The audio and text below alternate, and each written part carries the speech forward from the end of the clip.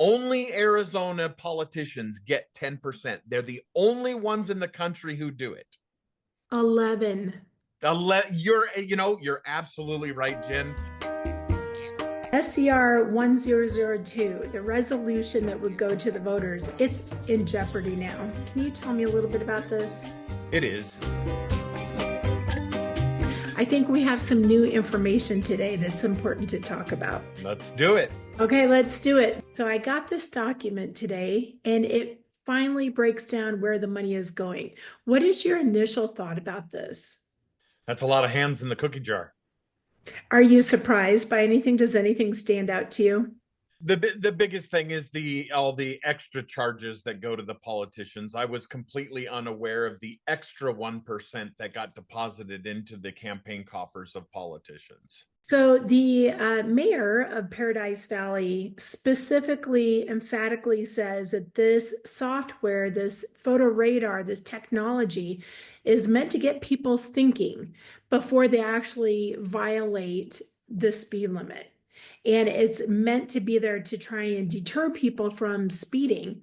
We want to change the behavior, and so we go through really important efforts of creating signage and making sure people realize it's there. And we're very proud of the fact that it has been a deterrent. And then later in the meeting, he said he just got a ticket for going 11 over.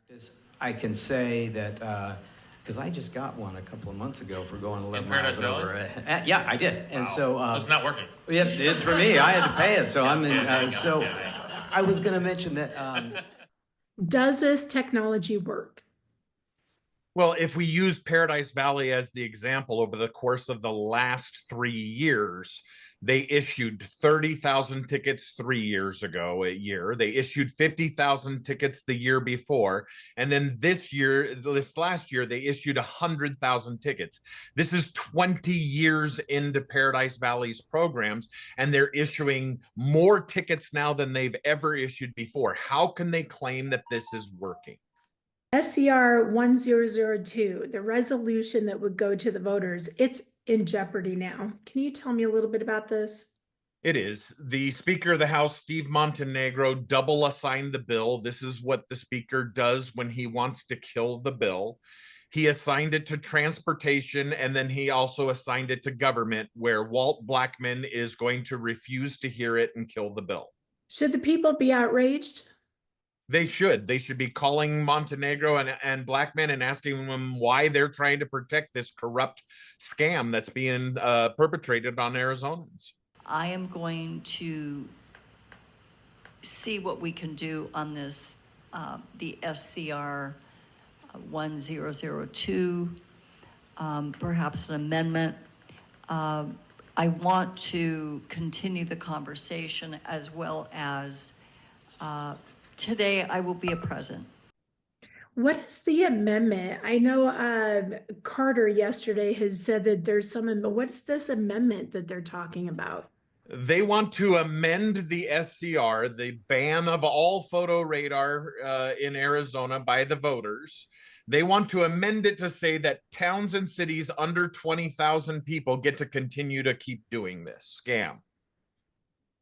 They're trying to do a carve out for Paradise Valley, since it's the one town in Arizona under 20,000 people who have photo radar. They're trying to carve out this special exemption for them because they know how desperate they are for that money. Revenue priorities, the largest single portion, $75 of a photo radar fine, funds the camera system itself rather than the court operations, public safety, or deterrence. What do you think about that? Yeah, the cities and towns rent the cameras on a monthly basis from the photo industry. Well, that's because what we're seeing is policing for profit.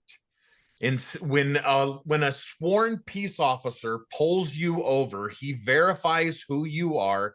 He makes sure that there's not dead bodies in your trunk, that there's not alcohol on your breath, that there's not some criminal reason for you speeding or breaking the law.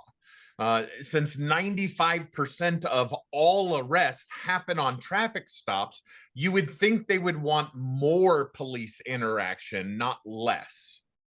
Why is it that the minor traffic fines are helping to fund immigration and gang enforcement efforts? That's one that I don't have an answer for.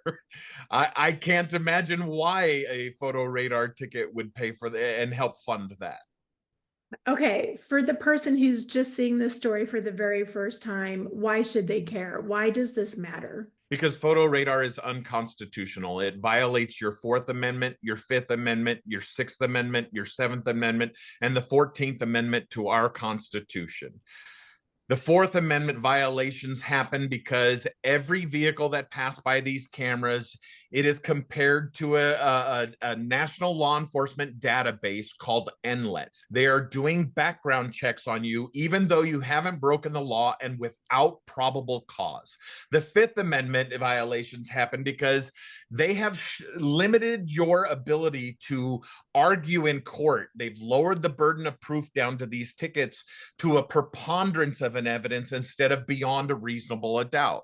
So you have no right to raise arguments in these courts violating your due process. You cannot face your accuser. You cannot do certain things that you could if a normal police officer issued this ticket. That's a Fifth Amendment violation. Sean, yesterday in the meeting, the police chief said there is no difference between a photo radar ticket and an officer issuing a ticket.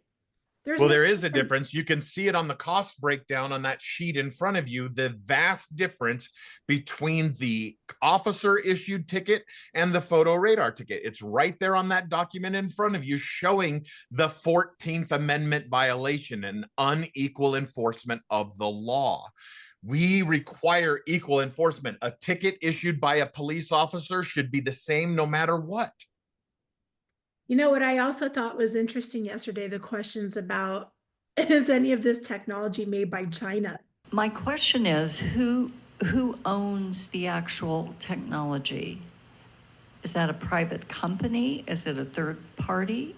It's not the city that owns those. It's a private company, correct? Mr. Chair, Representative Carter, correct. It is owned by a private company. We do contract with a private company. Okay, thank you. Is that private company here today? I think we asked that. Yeah, would they like to come up and testify? Okay. No? Okay. And nobody can answer these questions about who has access to all this data and information.